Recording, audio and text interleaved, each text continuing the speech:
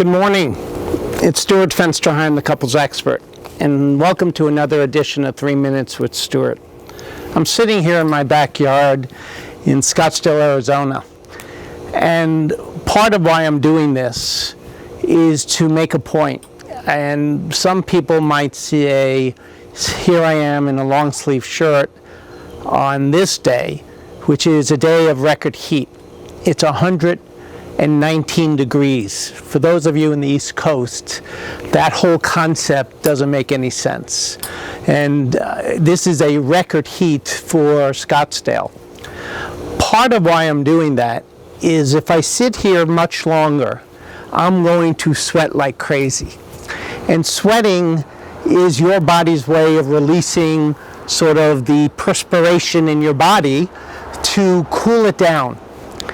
And we're talking this week about happy couples who have relationships that they very much see as having a happy relationship, one in which the partner and them are doing quite well. And people forget that they need to really understand something, that there is sweat and energy that is an absolute essential ingredient to having a relationship that maintains a happy couplehood. I have so many couples who come to see me who are saying to me, you know, I've always thought that we were quite happy, and then my partner dropped a bombshell. They said they haven't been happy for many years. I didn't know that. How could you not know that? What goes into a relationship where two people are living together and there's not a similar experience?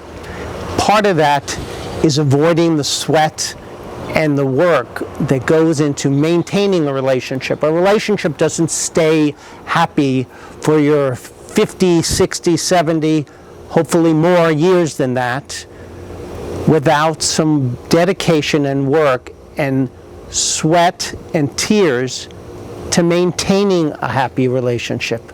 You start out feeling loved and there's a lot of joy, and the hope is that you will have a relationship that will have that for your entire marriage. But so often our relationships get ignored. We don't put the blood, sweat, and tears into the relationship to maintaining that love. That requires checking in with our partners. It requires really understanding that two people living together change over time. And unless you talk about the issues, unless you don't have a sense that your partner is not accessible to you, you're going to have a relationship that's going to feel like it's doing well, but it's really a relationship that's filled with avoidance and not talking about the real issues.